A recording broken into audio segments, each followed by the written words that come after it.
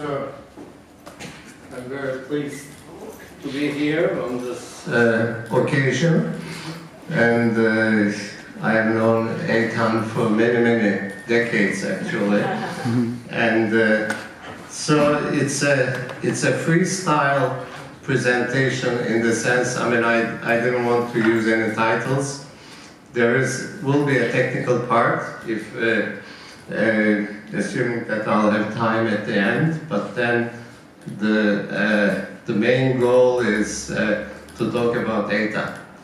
And so this is the 60th birth year, and I believe 5 years ago there was another occasion, that's of course the 55th, and with the children blowing the candles. So that's what happened 5 years ago. And so there are many attributes of Eitan. He has many faces, he has many talents, and so of course we all know about his contributions to science, technology, engineering, communications, control, games. But there is also another side to Eitan, and I'm sure most of you know this. He's a dedicated father of two, Daniel and Einat, and in fact we were present in town when Einat was born. And so here's another picture which shows how dedicated as a father he is. He's a dedicated son. He's very close to his mother, and we all have heard through his Facebook all kinds of stories, and then also the books that his mother has written. And here's another picture. And we all know that he's a piano virtuoso, and he's also a composer. And hopefully later today we are going to hear some of his composition. I don't know whether that's in the program. And then here are two pieces of his composition, and you could actually, through his website, you can go and listen to them. And he's a very talented painter, and this is some of the ceramic work or the painting that he has done. And here's another sample. And he loves to tango, and some of the paintings are actually related to that. And he's a connoisseur. I couldn't find a picture where he's eating or cooking, but this is one where he's waiting for and it was kind of and this was here in a local restaurant, and we were on the other side of the table, but it was such a long wait that Daniel became restless and decided to doze off. And Eitan is a photographer. He has many pictures that he has taken, and here he is close to nature and taking nature's picture. And Eitan the farmer. He helps at the right season, the other farmers. And I don't have any picture for this, but we all know that Eitan is a humanist and a peace lover. So, talking about our collaboration, it goes back to the early 1990s. I don't know whether he'll remember the very first paper. In fact, we were visiting INRIA. That was our second time, and we started talking about sort of applying control theory, H-infinity optimal control, which is Pierre Bernard and I had just published a book on that, to high-speed telecom networks. And so we published a paper. This was the very first paper that we published. And I think it was quite original for the time, applying sort of tools from a different field to communication, to telecommunication and rate control. And so this is the paper which appeared in the proceedings of the 34th conference on decision and control. And so it's still, if you don't know about the contents of this paper, I would still encourage you to contact Eitan. I'm sure he's going to give you some of the details. So what we were doing is looking at it from the point of view of, the reason why I talk about this is because Rashid said, well, you can talk about some of the old stuff also. I have only one slide on this, one or two slides, and because people are not familiar with some of the past work of Eitan. And so we were looking at the regulation of rate of data into a network, and there are many inputs, of course. Some of the other we were concentrated on a single source, whereas all the other sources were viewed as a noise, which is modeled as an ARMA process. And the measurements that were made were the queue length and the effective service rate. So the performance measure showed three trade-offs. One was the input rate tracking, available service rate, and there is a penalty for deviating from desired queue length and a penalty for high jitter. So you put different weights on these, and the result, we applied H-infinity optimal control, and then as a special case the linear quadratic Gaussian control, and it was not a standard sort of a trivial application of H-infinity optimal control, because this was a singular problem. Not all states had noisy measurements, so we had to perturb some of those which were measured perfectly with some small noise, and then let the noise go to zero. But it all worked fine, and we were able to get excellent results to also simulations as to how the input rate, the output rate and input rate track each other. So I looked at when we started working and when we stopped working, and this was exactly 19 years, and so because the first publication was in '95, and we had throughout these 19 years we had exactly 19 collaborators who participated in our papers, and some of the topics include rate-based flow control, admission control and routing, and some using game theory, combined flow control and routing, congestion control, updating information was the optimum way to do that in TCP, for example, CDMA power control and delay-tolerant mobile ad hoc networks. This is sort of some of the topics that we worked on, and several here in this audience are among our collaborators, those 19 collaborators on this.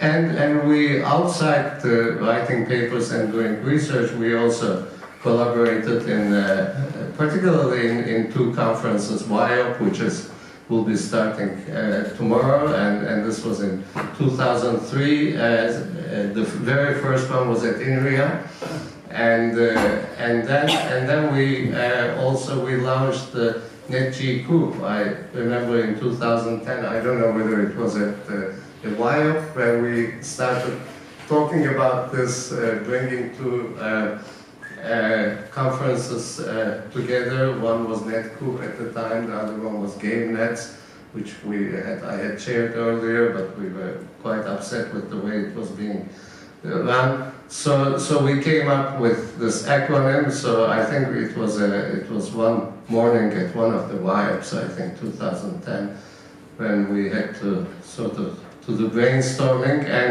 And NetG Cook was born, and since 2011 it's going strong, and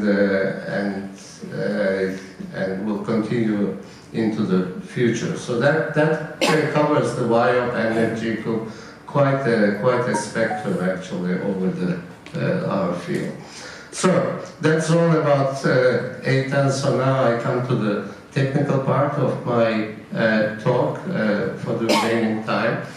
And since we have worked on information transmission and I know that Eitan is more recently interested in non-classical information, asymmetric information, and so on. So I decided to pick a topic which is on strategic information transmission, which is something that interests me and some of my students at Illinois.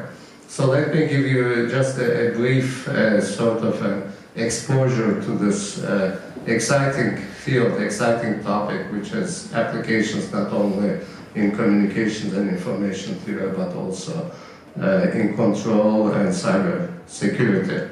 So what's the classical non-strategic communications? So in the simplest terms, you have, if I have to look at it as a multi-agent problem, there are two agents. There is the transmitter, and then there is the receiver. And the fundamental problem is the transmitter sends messages over to the receiver, and the receiver wants to reproduce them at the destination, either exactly or approximately. And and then the channel is generally noisy. So a twist on this is, and of course the one way of formulating this problem in its simplest form is this is a cooperative problem, if you look at it from that perspective. And you have three variables here, U0, which is the what comes out of the transmitter's box, and U1, what comes out of the receiver's box, and then the source itself, X, what's to be the message of interest. And so you have a performance index that's called as Q, and U0, of course, depends on X, and whereas U1 depends on Y. So this is a typical problem with non-classical information. And then W is the noise. And so given G and H, you take the expected value of this performance index, and you have a function on this is the normal form on the strategies G and H on the matrix. And the question is how to minimize this with respect to G and H.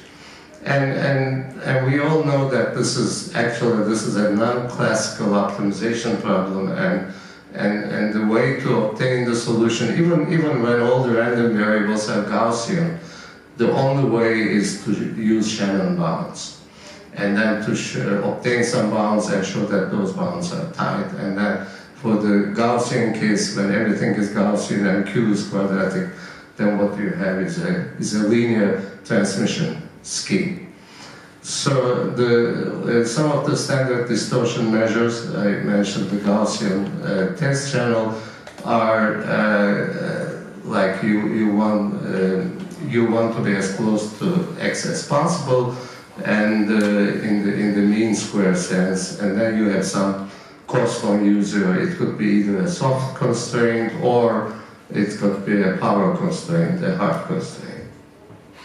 So what's strategic communication? Here the two agents, so in the standard problem of communication, the agents cooperate with each other even though they don't share the same information. But still it's a single optimization problem of two variables, which are generally in infinite dimensional spaces. The strategic communication is one where the agents' objectives are not aligned. One agent is controlling the information, so this is the transmitter, and sends it to the other agent, but introduces a bias into that transmission, So that agent who is sending this information wants the other agent to be deceived, in a sense, but not to realize that he or she is being deceived. So how can we formulate problems of this type? So instead of a single objective function, you have two objective functions. So here is and then we have, I have the earlier scheme, but now I have another variable theta. This is the bias parameter. And so what the receiver wants, still as a standard communication problem, wants to come up with an estimate of the source, x. Doesn't care about theta, is not interested, it's not of much use to you. But what the transmitter wants is when the receiver comes up with an estimate for x, it wants that estimate to be not an estimate for x, but an estimate for a biased version of x, which is an estimate of x plus theta. So we can formulate it as a problem where you have two criteria, two objective functions, where u0 now is a function of x and theta, and u1 is a function of y, okay, as usual. So once you have two objectives, then you have a gain problem. And you can formulate it in two different ways. You can either have a Nash equilibrium, or you can have a Stackelberg equilibrium. And if you have a Stackelberg equilibrium, then this is an asymmetrical of the players. Then you would want T to be the leader in that case. So the T announces a policy G by taking into account possible responses of H, who minimizes the different objective function, and then you come back and find the best G. So this is a more complicated problem than actually the communication problem, because it's a game situation. There are two objective functions involved. So the Nash equilibrium is just a standard definition of Nash equilibrium. You are going to find the Gn at Hn such that when you fix G at Gn, the receiver minimizes J out of Gn H, and then that gives you leads to Hn. And likewise for the other one. But note that the information is non-classical in the sense that it's not a static problem. So in one, the y itself, which is an argument of h, is a function of gn. Okay, but you don't know what gn is. In two, here, the y is a function of g, so when you are minimizing this, you take that dependence also into account. So that's the Stackelberg equilibrium, as I indicated earlier. It's a leader-follower type of situation where the transmitter has to anticipate the response of the receiver and then optimize accordingly. It's a different kind of optimization problem.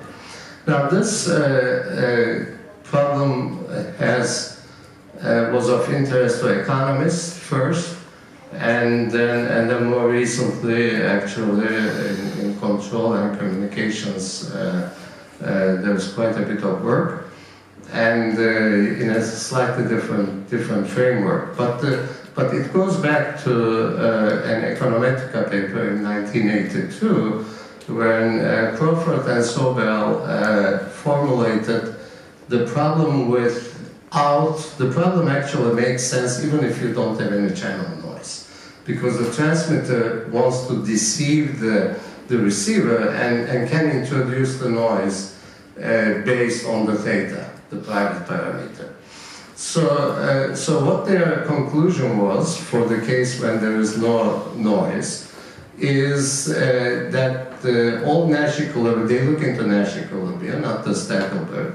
They are non-injective, they are quantizer based. So in a sense, what the transmitter is doing is trying to mislead the receiver, not by injecting noise, Well, in a sense, it's injecting uncertainty, but through quantization. Okay, so what they have shown is that depending on the value of theta, and theta is known to both parties. It's private for T, but it's also, it's a deterministic quantity in this case. In our work, we took theta to be a random quantity. So what happens is that given theta, there exists an integer n such that the transmitter partitions the message into n theta cells and then sends it that way. And it turns out that as a result of this, the U1 ends up coming up with an estimate of x plus theta rather than x itself, as close to itself. So this was in fact the very first appearance of this quantization-based policy in these problems, where quantization occurs solely because of the mismatch between the two objectives.